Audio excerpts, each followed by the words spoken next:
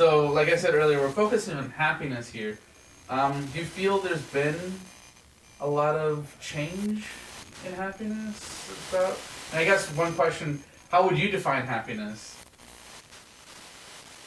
Be content with what you have and don't make too many expectations of what could be better. You can regret things you should have done or things you did you should not have done, but it doesn't do you any good, really. You just have to take life as it comes.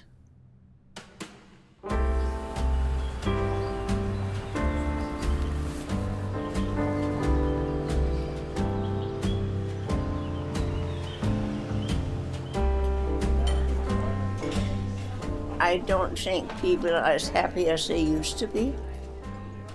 There's a lot of hate in the world today, which you know. Unhappiness because things are not the way they want it. And people want changes, and when they want it now. Patience is not a good word.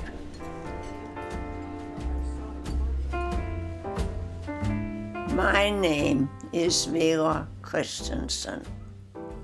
I'm 100 years old.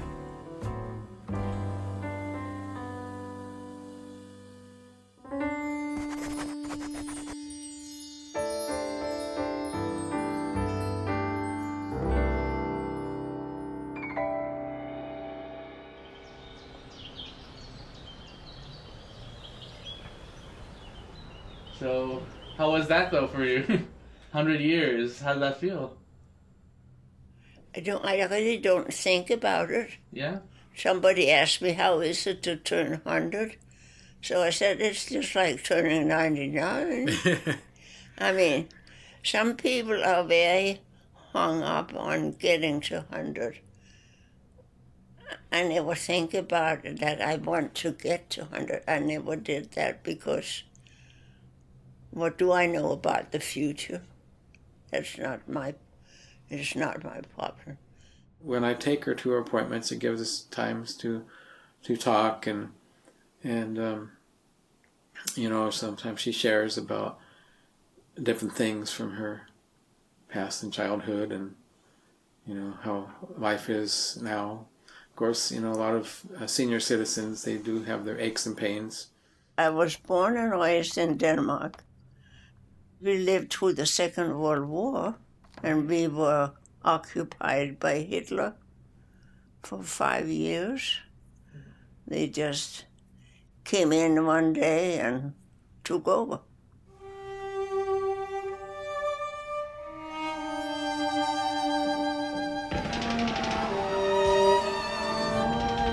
There was a lot of restrictions.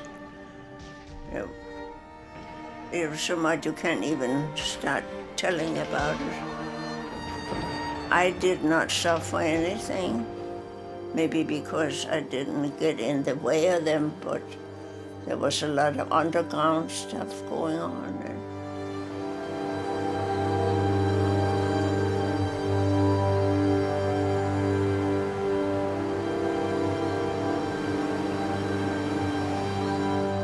A lot of things we could not do. No light in the streets in the evening, or it was not a pleasant time, but most of us survived. She's a real trooper.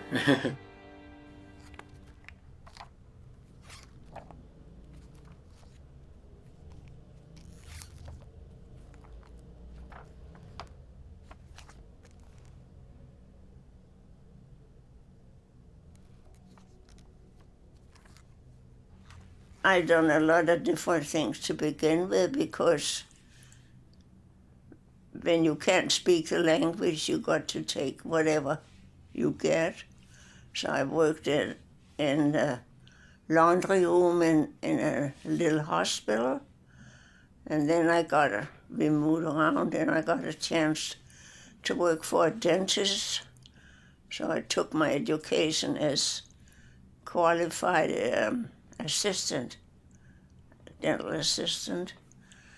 And when we moved back here to Southern California, I worked for many years as a receptionist on a 2 or 3 office.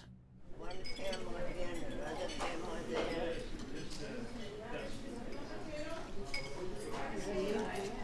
I don't know if you remember George Burns, who was an old comedian. He said one time, "You cannot help getting old." We all do. But you don't have to be old. So I think it's important to keep up what's going on in the news, maybe even politics.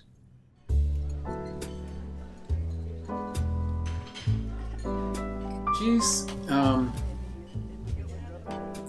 of on the quiet side, but when you spend one-on-one with her, she opens up, but she gets, she sits at a round table along with 5 other residents, and she's always there at the mealtime, especially for lunch, and always talking amongst each other. So she is sociable in that way.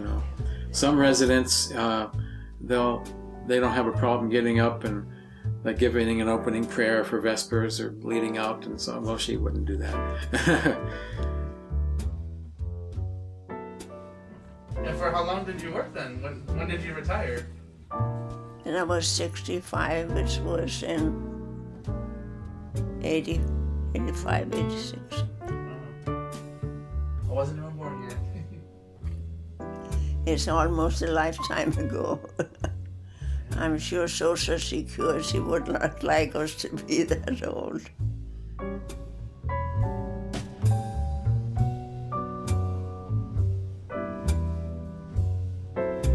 How much do you feel has changed, both in your life and the world, since you were young? You feel like a lot has changed? A lot of change, absolutely. You can just try to think what has changed in your time. Of course, I would say the last 25 years or more been more change than before.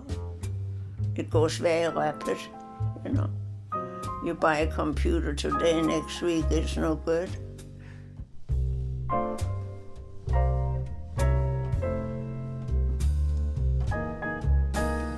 What do you think has been the biggest thing that you've noticed will change? The biggest thing that happened in my probably the computer. Yeah. Yeah. Because when that came in, a lot of things came with it. And still new things after the computer. Then we got the telephone and everything else attached to that. So.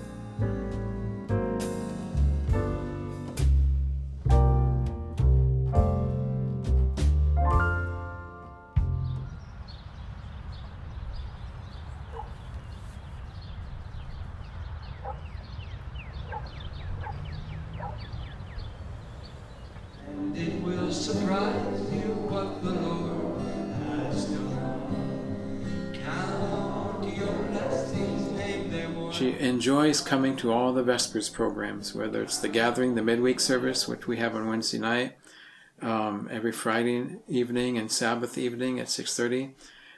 She attends all the Vespers, and she's very faithful. So I wrote down the words to the 4th verse, because who remembers? And I looked for this song in our hymnal, and it wasn't there even. It's in the old hymnal. Verse 4. So I'm just happy where I am. That's all I can say. No big up and down. Just take a day as it comes.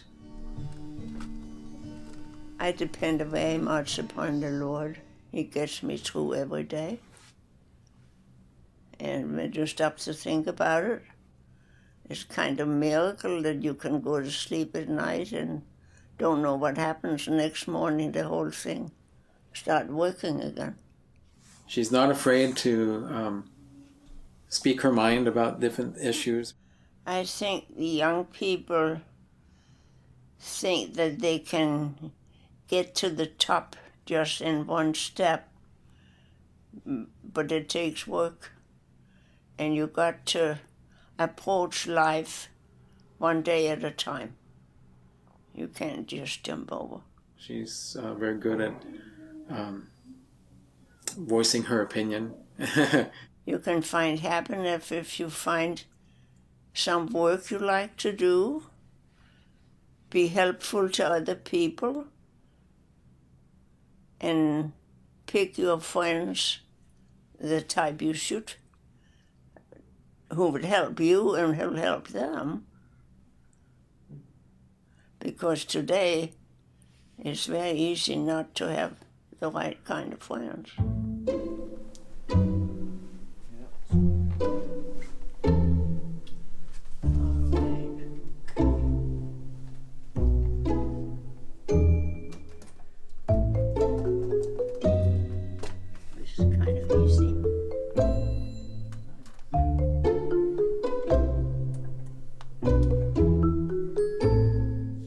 Earlier days, you know, you have to get up in the morning and you got to be ready in a certain time and you set your timing. But nowadays I got to figure the double amount of time because I do things very slow.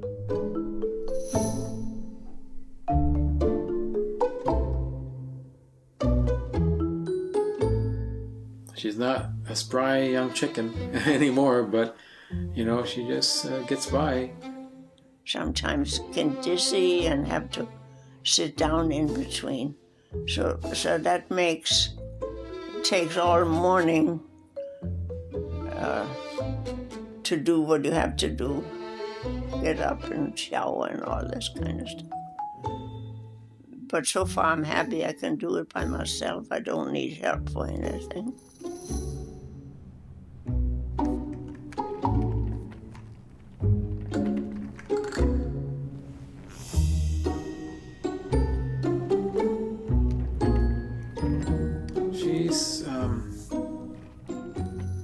Independent, and she uses a walker. You know, I remember there was a time when she wasn't using a walker.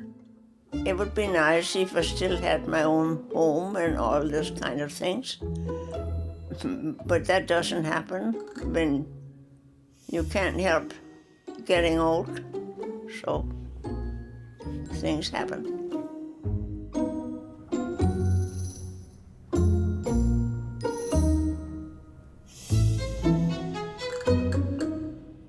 So I have two more questions. Oh my goodness.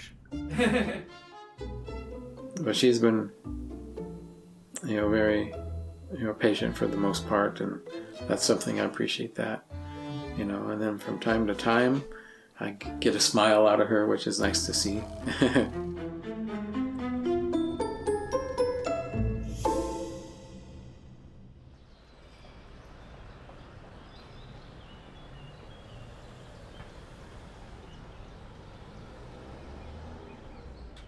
You know, sometimes when people get up in years, you know, some still are like Energizer bunnies, you know, they going and going and going and going and going, very active, you know. But then some, they slow down a little bit, but they still try to enjoy life, you know. And they get to their appointments and all because they want to live healthy and have long life.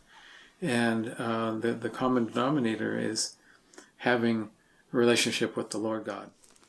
When we just had the boy, he was about 2 at that time.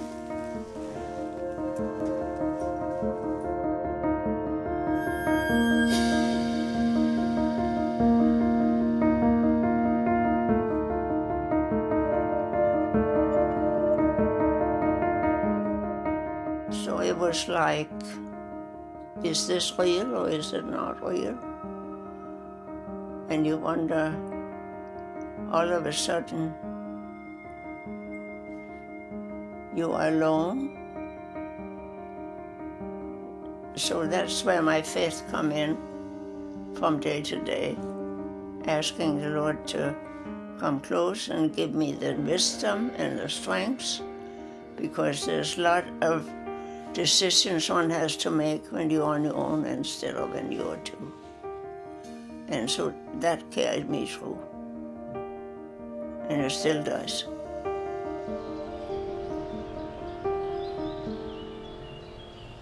And how important is faith in your life for you? Faith? Very important. It's my main thing. That's what I live by. I don't know what else to say. That's good enough. That's it.